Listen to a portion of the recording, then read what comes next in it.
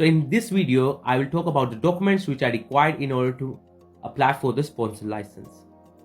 There are at least 4 of these which are mandatory to submit for your license application.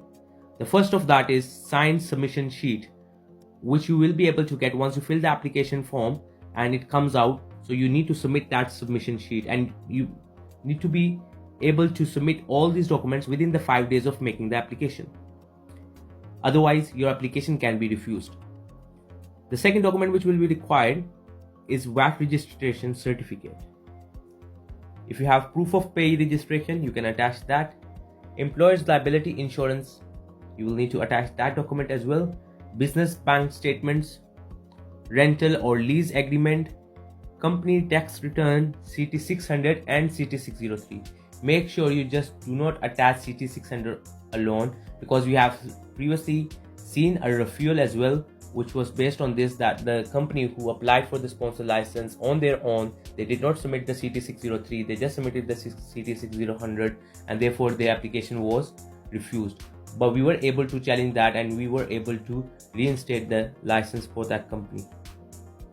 Then you should also attach cover letter, where you should explain what is the nature of the business, whether the job is genuine, and how you have basically come upon registering the person whom you are assigning the course, how you basically have come about having that person in your business. Then organizational chart will be required, HR system documentation will be required. So these are the list of the documents which will be required, and from these, if you are able to submit 4 of the documents, then you can. But the cover letter is the optional one, so that cannot be the mandatory one. So you can't do like this, that you come up with a cover letter and make that as a 4th document. That cannot work. And same goes with the organizational chart as well. So from these, VAT registration certificate, that can be one of yours. Proof of pay registration, that can be the second one. Employer's liability insurance, that can be the third one. Business bank can be the fourth one. Business bank statements can be the 4th one.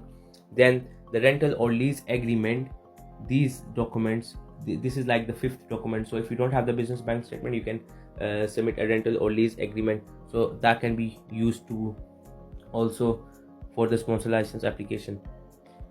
Now, employers must also ensure they have employers liability insurance, as this is a required document when hiring sponsored workers. But in this application that we didn't have to attach our employers liability insurance, because we were able to submit all the other 4 documents from that list, and therefore able to secure that license. So sometimes it is mandatory as well. It depends on the nature of your business. So if you are considering applying for a sponsor license, I can assist you in preparing a strong application.